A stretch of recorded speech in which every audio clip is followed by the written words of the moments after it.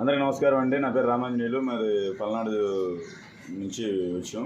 ఇక్కడ కాంచీపురంలో హిందూ సత్రం అనేది ఒకటి ఉందనేసి మాకు చెప్పినప్పుడు మేము వచ్చాం. ఇక్కడికి వచ్చిన తర్వాత రిసీవ్ చేసుకున్న విధానంగా ఏంటంటే ఏ టైంలో మనం వచ్చినా కానీ మనకి ఖచ్చితంగా రూము అండ్ మనం ఒకవేళ వండుకోవడానికి అయితే కిచెను అండ్ ఇక్కడ అన్ని విధాలుగా అన్ని వసతులు ఉన్నాయండి. Free of cost.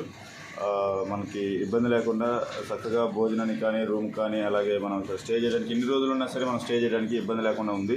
అలాగే మనకి టెంపుల్స్ కూడా చాలా అవైలబిలిటీలో ఉందండి. కాంచీపురంలో మన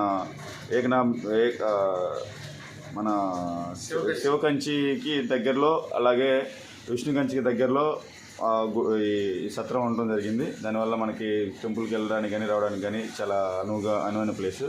ఖచ్చితంగా మన హిందువులు ఈ యొక్క అవకాశాన్ని, నాకు తెలిసి ఇది ఇండియాలోనే ఇది ఫస్ట్ అనుకుంటున్నాను. నాకు తెలిసి ఎక్కడ కూడా హిందువులకి సపరేట్గా ఒక ఆశ్రమాన్ని ఇచ్చి వాళ్ళని ఫుడ్ రూము అని ఇచ్చే ఫెసిలిటీ లేదు. బట్ ఇది ఫస్ట్ టైము.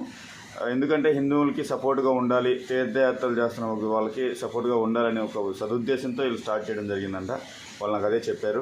తర్వాత ఇక్కడ వాష్రూమ్స్ కానీ అసలు ఎలాంటి ఇబ్బంది లేదండి. ఫ్యామిలీతో వచ్చినా బ్యాచిలర్తో వచ్చినా చాలా ఇదే ఉంటుంది.